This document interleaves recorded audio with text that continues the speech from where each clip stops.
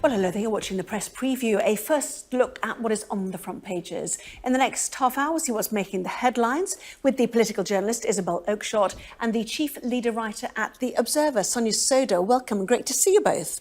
As ever then, to the front pages, The Guardian, first of all, reporting that thousands of hospital patients are to be discharged early to free up beds for those needing coronavirus treatment. The Telegraph says GPs involved in the vaccine rollout are having to temporarily stop administering the jabs to allow other parts of the country to catch up. In the Yorkshire Post, the warning from the Home Secretary that the police are to get tough on enforcing lockdown rules. The Financial Times says the Prime Minister has clashed with NHS chiefs over the pace of the vaccine rollout and has approved a pilot for a 24-hour vaccination centre. The Sun says Jeremy Clarkson has joined their Jabs Army campaign to recruit volunteers. Front page of the Metro, Marcus Rashford backing the parents who say their children were given food parcels containing unappetising rations worth no more than £5. So Isabel, Sonia are here. That's where we start. In fact, insult to dignity. Front page of the Metro. Sonia, you're already nodding your head. Yeah, really terrible photos have emerged on social media over the last 24 hours or so. Children who are eligible for free school meals when they're in school because their parents are on low incomes are supposed to get provisions made for them for food when they're at home and when they're homeschooling. And what happened last term was that parents got vouchers, £15 per child per week that they could spend in supermarkets to top up their food budget. Now, what's been happening this term is that the government has put pressure on schools to supply food parcels instead, and that's because of a number of right-wing MPs and pundits saying that, making really incredible statements like the idea that these vouchers may be getting spent in crack dens and on brothels, really quite outrageous. And the food parcels, what's been in them, has really been revealed to be outrageous. These are supposed to be enough food for a child for 10 days. And actually what we're finding is, just these awful food parcels that have got, vegetables chopped into pieces, bags of plain pasta, just really, really shocking stuff. And I think what this highlights is two things. First of all, when people are living in poverty, they should be getting cash to spend on food. That's what works. Parents are best placed to know what works in terms of, making sure that their kids are well fed during the term time when they would otherwise be in school. But the second thing is that the reason why so many parents are in this position is that we've had a decade where Conservative chancellors have slashed tax credits and benefits that go to low-paid working parents by thousands of pounds a year. And those cuts in tax credits were effectively used to pay for tax cuts for the more affluent. And we wouldn't have so many parents in this situation if we made sure that low-paid parents had enough resources to put food on the table in the first place. So I think it's a really sad, sorry story. We've seen the footballer who's been an absolutely brilliant campaigner on child hunger, Marcus Rashford, get involved. He's taking the government to task. And I hope that what we will see is a return to either more cash direct to parents to feed their children, or if not, at least vouchers for parents instead, so that they can buy more food, in their normal supermarket shop, rather than being given these insulting food parcels, some of which have got, they don't even have whole vegetables in them. They've got like tomatoes chopped in half. It's really, really disgusting, if you ask me. Yes, and the person who got the tomato chopped in half got about a third of a carrot, I noticed. Remember that picture. Aside from the benefits argument here, if we look at the front page of the Daily Mirror, which is just in, Isabel, profit, let's have a look at it, there we go, profit from poverty, their headline, as you can see. Many people have pointed to this being yet another outsourcing issue for this government when there have been many controversial outsourcing issues.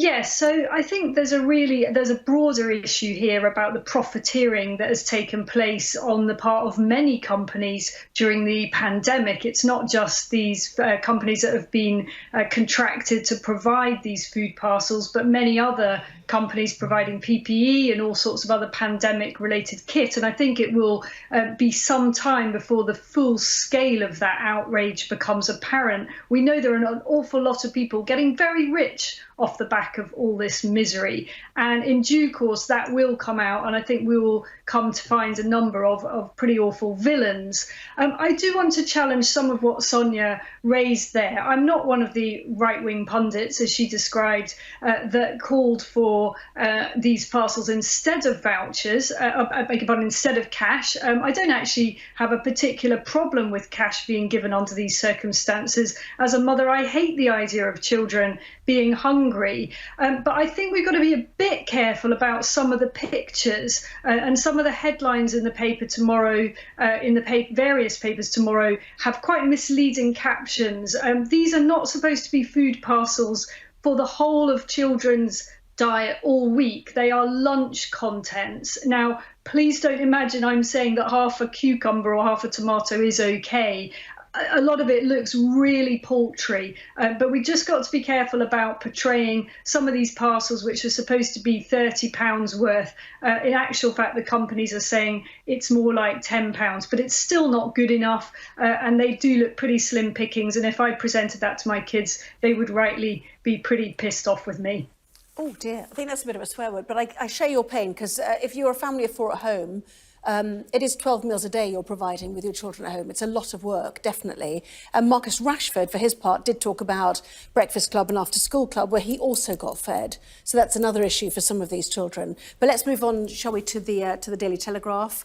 The vaccine issue, lots of questions about the fairness of this, and suggestions that GPs who are doing well, the Telegraph suggesting, are sort of being penalised because jabs are diverted elsewhere, vaccine stocks are. Yes, so this is a story which is really about a kind of classic postcode lottery, really, as to who's getting the vaccine, how quickly. And we know, of course, there's going to be variation up and down the country. And it appears that areas where they've been very efficient and managed to vaccinate their most vulnerable groups, the 80 people in their 80s and over, and are ready to get on with the next lot, are being asked to slow down and are not actually being provided with the vaccines because other areas haven't actually got through that cohort yet. I don't think that that's that unreasonable. In the end, it would be a bit of a travesty if huge disparities emerge between one area and another. I mean, that is classic in the NHS. There are still great disparities in provision, but it seems reasonable to try to even out the flow. I think the bigger question is whether the government is actually going to be able to meet its very ambitious target of 2 million vaccinations a week. At the moment, they're around the million mark. I don't think we should underestimate just what an enormous logistical operation that is. And it's, in many ways incredible that they've managed to get it off the ground as quickly as they have. But unless they meet their own target, we are all going to be facing these restrictions for a great deal longer than people would like. Absolutely. There had been a suggestion earlier on, Sonia, that hardest hit areas should actually get the vaccine first. But now with the variant and cases rising everywhere, that's a hard argument to muster. Sky News has certainly been told that there could be 250,000 cases a day. And we heard also from the head of NHS providers this morning that really the peak of this is way later than we would hope. The pressure on hospitals is way later. And really we're looking well into March now for any lifting of this. This is properly difficult now for the health service. Well, I think we're in a really grave situation with hospitals, and we can see that by the number of hospitals who are now reporting that they're encountering oxygen shortages, by the number of hospitals that are sort of putting out calls for extra staff, hospitals in areas of the country that say they're on the brink of, that they're really so tight on capacity, even having already expanded their intensive care capacity by, 150%. That the situation is really grave facing the NHS. And I think, sadly, if you look back at what's happened, it is as a result, we can trace it back to, the November lockdown was really working. It was turning the corner on infections. And then we relaxed those restrictions in December in the run up to Christmas. And there were many parts of the country that were still able to meet up over Christmas. Now, of course, everyone wanted to have as normal a Christmas as possible. That goes without saying. But the really sad thing about the government not clamping down a bit more ahead of Christmas, I think, is that you've got scientists saying that those extra deaths are now baked into the figures for the next 2 to 3 weeks. The good news is that it's very, very early days yet. But if you start to look at the figures, it does look, for example, in London, which is one of the worst hit areas by this new variant, that the lockdown may already be starting to have an impact in terms of turning the corner on the number of infections. But of course, it takes time for higher levels of infections to feed through into those higher hospitalisation rates, and then there's a tragic sort of 2-week delay when it comes to deaths. So I think there is evidence that what we're doing at the moment is very early evidence, very fledgling evidence, but it is starting to work, and I think people can take heart from that. But tragically, it's going to be a really grim 2 to 3 weeks. That's what the sort of doctors and scientists are telling us. Yes, frustrations in the FT from Boris Johnson apparently last week. They say that relations are a bit better now with the NHS chiefs over the speed of this vaccine rollout, piloting a 24-hour centre. Is that just PR, do you think? Do you think it does serve some purpose to whichever community gets it, Isabel? Well, of course, we've got to try every which way to get these vaccines out as quickly as possible. But I think that a major concern really is how much changes when people have had the vaccines, and how many groups do we need to get through before the government starts lifting restrictions. There are already suggestions that the government doesn't know, in fact, they openly admit this, whether the vaccine actually prevents transmission. So somebody who's been inoculated may still be able to transmit the virus, and that raises, I think, very worrying questions as to what are the thresholds for actually releasing the lockdown. And I think very soon we need to hear from ministers as to how and when that will happen. People need to know when they're going to be free. Otherwise, we're going to see increasing levels of people flouting the regulations and the guidance. Yeah, it's hard to do that before the peak, though. That's the problem, isn't it? Or else people think, oh, we're all talking about relieving it, therefore let's get in our head that it's going to get relieved, whereas really we're still on the upward trajectory in terms of hospitalisations and deaths. So that's the great difficulty with these questions always. Just very quickly, Sonia. Yeah, just very quickly, I think actually the public really, really takes this lockdown very seriously. I think we're seeing that in high levels of compliance with the rules and regulations. I think the government is trying to blame shift by implying that lots of members of the public aren't abiding by the rules. Actually, the data suggests that they are. So I don't think that that's where the public are. I think the public are seeing what's going on in hospitals. They're scared. I feel scared when I look at it, quite rightly so. This is a really dangerous disease. I think the government, this is not a government that's going to want to impose restrictions beyond the point where they have to. Boris Johnson is a libertarian after all, so I'm not worried about that. I'm worried about making sure that we prevent as many deaths as we can from this horrible disease right now. Sonia, Isabel, stay there. Lots more to talk about, including this man, his Alamo stand, Donald Trump, defending his speech in Washington last week as totally appropriate. That and more after the break.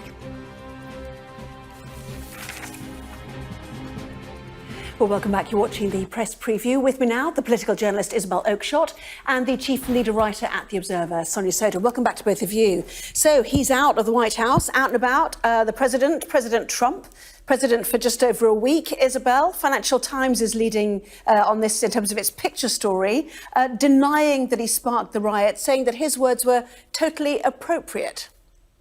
Well, of course they were. I mean, this is Trump land, isn't it? And you don't ever apologise, you don't explain, you just double down. I mean, what else did anyone expect him to do? I think these last days of the presidency are absolutely fascinating. And I just can't wait for Mike Pence's memoirs. Presumably, some publisher is going to pay an awful lot of money, to be a fly on the wall at the moment in the Pence household as he tries to work out how to handle the great dilemma of what to do with Donald Trump in these last few days of his presidency. It really is the most extraordinary spectacle. And Sonia, we're on the eve of impeachment too, by the look of it. Certainly, the Democrats hoping to bring this back on the floor of the House tomorrow. Record-breaking, really. Only the first president to ever be impeached twice is what it's looking like, at least. That's right. And there may be some people asking, well, why do this? Because he's only got a few days left. But actually, it is really substantively important because it would mean that he wouldn't be able to run for office again.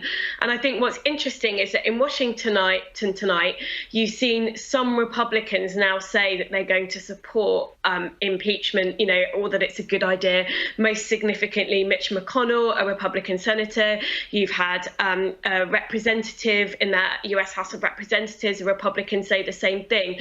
So there are signs that, finally, some more Republicans, with literally just a handful of days to go, are starting to speak out after those extraordinary, outrageous scenes we saw last week with protesters, violent protesters storming the Capitol, directly incited to do so by President Trump himself and by President Trump lying and saying the election was stolen from him. Apologies, we just need to go to the weather. Lovely to see you both. We will see you for more at 11:30. Thank you.